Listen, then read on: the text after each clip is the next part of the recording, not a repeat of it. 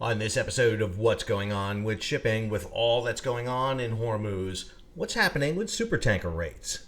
I'm your host, Sal Mercogliano. Welcome to today's episode. You may notice we're on the road. Thought I'd sneak into the hotel room and go ahead and film an episode of What's Going On with Shipping. I have a very sad life. Yes, I do. I want to talk about today supertankers and tanker rates. So, been covering a lot about the Strait of Hormuz, but one of the most interesting things has been the tanker market. But what's been happening both with the stocks of tankers, but also with the rates of the tankers. So tankers kind of break down into three general characteristics. One of them is small feeder type vessels that operate very coastally, and because of their limited carrying capacity, you don't want to run them long distances because half the voyage is empty in ballast.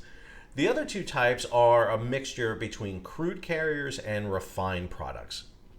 Crude carriers tend to be the big size. Now, the biggest is what is referred to as ultra-large crude carriers. These are 400, 500,000 deadweight ton vessels. I mean, they're behemoths. And to tell you the truth, they don't operate too much anymore. I think there's like one or two still operating around the planet, but the most of them have been converted into floating storage and processing facilities. You don't see ultra-large crude carriers out there. Now, we do see a lot of very large crude carriers, VLCCs. These are typical over 300,000 deadweight tons. They're carrying over 2 million barrels of oil. These are used for long distances, and they get a huge economy of scale by carrying crude oil, because crude oil is fairly, believe it or not, the cheapest of the oil products that are out there. So you want to get the large economy of scale. But one of the groups not shown on this chart here are Suezmax tankers. Now, these carry about 150,000 tons of crude oil, maybe about 1 million barrels. They are operating, as it says, through the Suez Canal, but that is kind of the smallest crude carrier you'll find.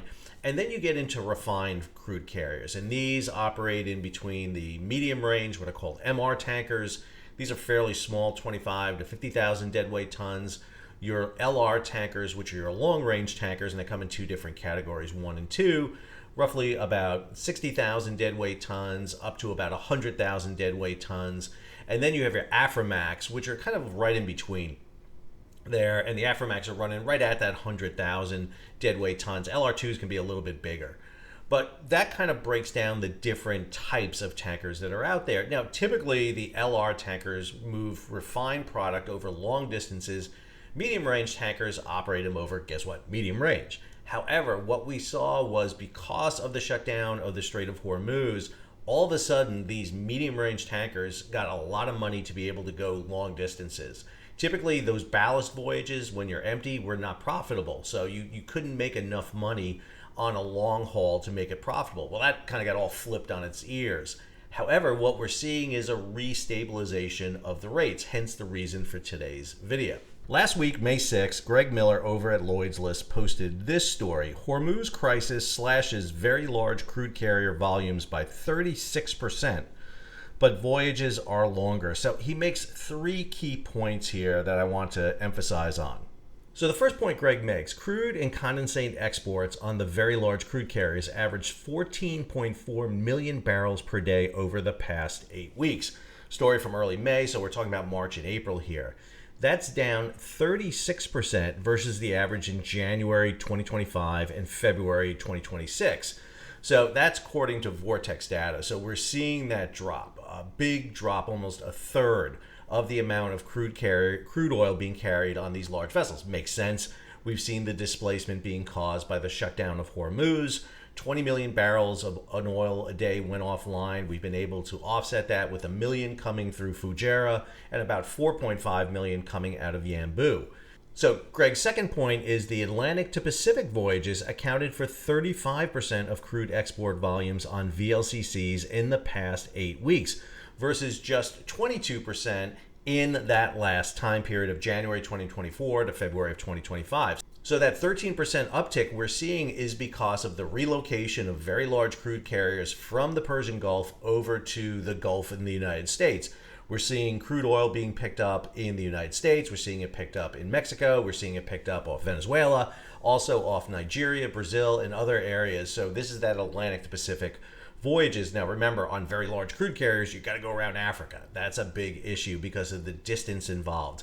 It takes you over 50 days to go from the Gulf of the United States over to the east coast of Asia. His last point deals with the ships trapped in the Persian Gulf. Tanker owners require, quote, high level of credibility, unquote, on the Hormuz situation and for trapped ships to exit first and demonstrate safety. Now that's coming from one of the biggest tanker carriers in the world, DHT. That means that they're not going to risk their tankers coming through the strait until they know there's a margin of safety for them. Now we have this story from Shishin Shen, also over at Lloyd's List. Tanker stocks slide as Hormuz-driven rally shows cracks. So Chinese shipping stocks, yes, there are Chinese shipping stocks out there, fell on Monday, led by tanker shares. So COSCO Shipping Energy Transportation, which is one of the world's largest tanker owners, dropped 3.1% on the Hong Kong Exchange and 1.8% on the Shanghai Exchange. Another state giant, Chinese Merchant Energy Shipping, fell by 2.2% in Shanghai. The two companies together control about 100 VLCCs.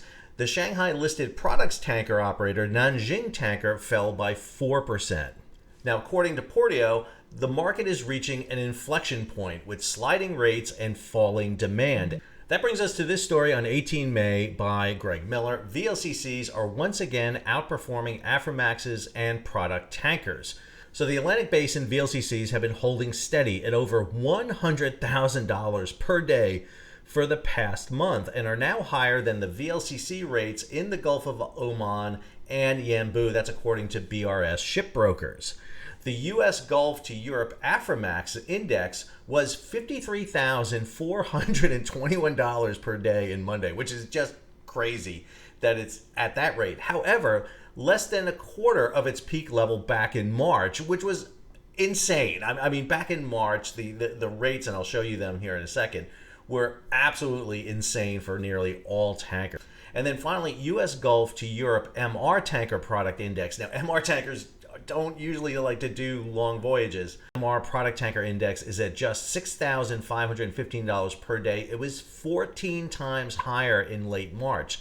The index recently hit its lowest point in 14 months. All right, let's break down Greg's story there just a little bit on each of those three facts and take a look at some of the data, because Greg always includes data in his reports.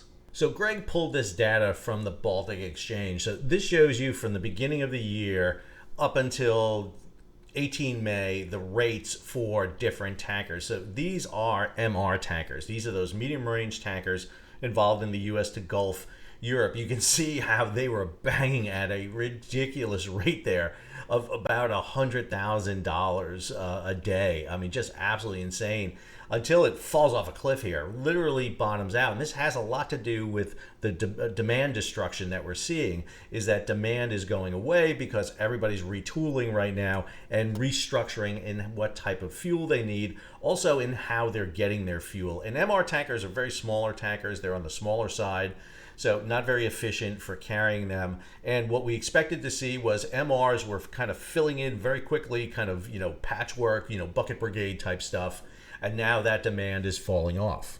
What you see is the rise in LR tankers, much larger tankers, still carrying clean product, but they are at a much higher level. And so again, more efficiency there. You don't have to use smaller tankers. You can use larger, more efficient tankers. And here you see Aframax on that same US Gulf to Europe run. Those LRs were for the Med to the Asia run. But again, you see that massive spike all of a sudden there in March to April, when all of a sudden you needed to get clean product over to Europe. That huge jump up. The next two, the Suezmax and the VLCCs, are dealing with crude oil. So Suezmax kind of follows that route right there. You can see those big spikes that happen in March and into April with rates that are just astronomical compared to where they are. But look at where they've fallen off to. They really haven't come that far down than what they were pre-conflict. So they have basically stabilized, but it's the VLCC, the very large crude carrier, that Greg's making the point here in his story. Here's that chart. I'm going to clean it up here and just show you the very large crude carrier kind of highlighted right there. And you can see that is the US Gulf to China coast. So again, kind of flattening out here back to those levels prior to the US-Israeli attacks on Iran, so a stabilization in it. But there's a couple of factors that are leading to this. So this chart shows you very large crude carriers by basin, and basin means where they're operating out of, the Pacific or the Atlantic. And you can see down here, this is the Atlantic Basin numbers here where they're at. So Atlantic Basin has been fairly standard. I mean, it hasn't changed too much, a little bit of an uptick. What we're missing here is that Pacific Basin. And that is the loss of the Persian Gulf, and that's having a massive impact. We're seeing a bit of an uptick, as you see there, in the Atlantic Basin. This is in weekly volume in millions of barrels per day. But we haven't seen really the massive uptick yet in the Atlantic Basin because, again, it takes a while to shift tankers over into the Gulf Coast of the United States, load, and start deliveries. It's almost 2 months of a sail. So take you over here to marine traffic. What you're looking here is very large crude carriers. I cleaned it up and I just have the very large crude carriers and above. You'll notice a couple of things. Number one, tankers either stuck inside the Persian Gulf or waiting to get into the Persian Gulf. But the big thing is that big line of tankers coming around the southern tip of Africa down there, which is the Cape of Good Hope route. Now, Greg talks about 3 really important points. I want to read this for you from Greg. Theoretically, the continued effective closure of the Strait of Hormuz should drive more VLCC tonnage to the Atlantic Basin, and the shortfall of overall cargoes globally should put downward pressure on rates. This hasn't happened yet, and he identifies 3 reasons. First, the growing number of cross-basin VLCC voyages around the Cape of Good Hope, again down there, both laden and ballast, is keeping tonnage occupied on longer legs. So we call this ton miles, the longer distance it takes to haul a ton of cargo. And what's interesting about ton miles, you got to be careful about it, because while you add miles, you decrease tonnage, because the voyage it takes is much longer. I mentioned this to you before. It takes about twice as long to go to the US Gulf Coast as it does to go to Saudi Arabia and load. While you're going double the voyage, you're doubling the miles, you're doing half the tonnage because your ships can't make as many voyages. Second, there's still over 60 very large crude carriers still stuck inside the strait. So a good chunk of the VLCC fleet is really occupied inside the Strait of Hormuz. You can't get it out, it's bottled up. And obviously, a fully loaded tanker, there's a lot of risk in trying to sail it out of the Strait of Hormuz. It's not so much damage to the ship. I mean, VLCCs are really tough vessels. They're extremely tough. They're almost impossible to sink because of their strength and their size. But the fear here is damage to the ship will cause environmental damage. And that's the big concern, because then the company is stuck with that. And then finally, nobody wants to give up on the Strait of Hormuz. So what we're seeing is a lot of ships sitting there. Earlier this week, they counted 55 VLCCs in ballast sitting outside the Strait of Hormuz. This figure does not include vessels positioned further afield, like off Sri Lanka, India, and Singapore. When you put it all together, there are 63 laden VLCCs trapped inside the Persian Gulf and over 55 waiting to go in. Add to it, you have about 36 holding at Yanbu. That is the port there off the west coast of Saudi Arabia, where ships are loading. But again, you have restrictions there. You can only load about 4.5 million barrels per day, even though you're moving 7 million barrels by the pipeline. There's just restrictions in the port. That puts about 155 VLCCs effectively locked in or out of spot supply. Now that's out of a global fleet of 920 VLCCs. So that's 17% of the world fleet. Now, if you take out dark fleet tankers, that brings us down to about 700 VLCCs. So about a fifth of the world's fleet is occupied at this time. And that's what's keeping the VLCC rates artificially high right now. Because of that, you've got a portion of the world's fleet that's not in business. So ship brokers, ship operators are in this really big quandary. Do you send your VLCCs from the Arabian Gulf, Arabian Peninsula area over to the United States, to Brazil, to Nigeria, to Mexico, to Colombia and Venezuela? Because if all of a sudden the Persian Gulf opens back up again, there's going to be a tsunami of ships heading into the Strait of Hormuz to go load and get that oil out. Because again, the only place that can replace that shortage is the Persian Gulf. That is the big issue that we know of. We looked at the IAE report from May. They looked at 5 key points. One of them they looked at is demand, where demand is going to contract they know of, because again, because supply being down, everyone is cutting back, and so refineries are cutting back on the demand into them as they scale back down. Second, supply is going to go down. That's the other big issue. Obviously, if your demand goes down, your supply goes down. Refinery crude throughputs are forecast to plunge down, while oil inventories are continuing to draw down. And then finally, of course, the last thing is going to be price. All these issues play a vital role in understanding what is happening with the tanker market right now. Tankers are operating in a very unique environment. No one has ever seen this sort of demand supply disruption, at least on this scale.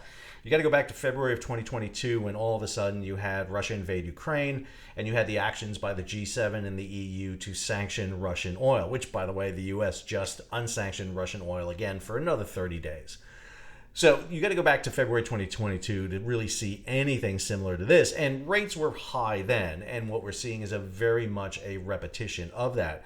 The question right now is uncertainty. Nobody knows if the Persian Gulf is going to open up and when it's going to open up. And that is causing doubt. We saw this when Ever Given got stuck in the Suez. Ships piled up on both sides of the Suez, and nobody wanted to take the gamble and go around Africa because they were worried that at any moment Ever Given would get unstuck. Yes, unstuck, the official word of removing Ever Given from the Strait of Hormuz. They were not sure when it would get unstuck and then open back up. And lo and behold, 6 days in, it opened up and we had the mass rush through the Suez Canal. Some ships did go around, but those actually found themselves at a disadvantage because they were facing ships coming out of the Suez Canal. So you had this kind of bum rush into ports in Europe and Asia. This is going to be a similar issue. If all of a sudden a deal is brokered between the US and Iran, then all of a sudden this opens up. Although that is not looking very good right now. I'm going to say there seems to be no indication, at least I'm seeing, of any sort of resolution. I mean, you have Iran kind of trying to formalize their control of the Strait of Hormuz. You've got the US and China sitting there saying they're not going to acknowledge any sort of attempt by Iran to set up the Persian Gulf Strait Authority and kind of get administrative fees, tolls from that. This is a mess. It's a huge, huge mess, and it's going to cause massive disruption in the energy sector. Understand, in the United States and Europe and a lot of kind of developed countries, they're going to be able to handle this by just increasing costs. That's what they're going to do. It's going to be a burden on customers, but there's not going to be wholesale shortages. It's in underdeveloped and developing countries where you're going to see the greater disruption. That's going to be where you're going to have shortages. We're already seeing that. We're seeing restrictions. That's where you're going to start to see that, because the developed countries will just pay more. And unfortunately, that's the burden that customers will have to handle. I hope you enjoyed this vacation edition of What's Going On with Shipping. If you enjoyed today's episode, hey, take a moment, subscribe to the channel and hit the bell so be alerted about new videos as they come out. Leave a comment, share it across social media, and if you can, support the page. How do you do it? Well, you can give it a big thumbs up. Until our next episode, this is Sal, signing off.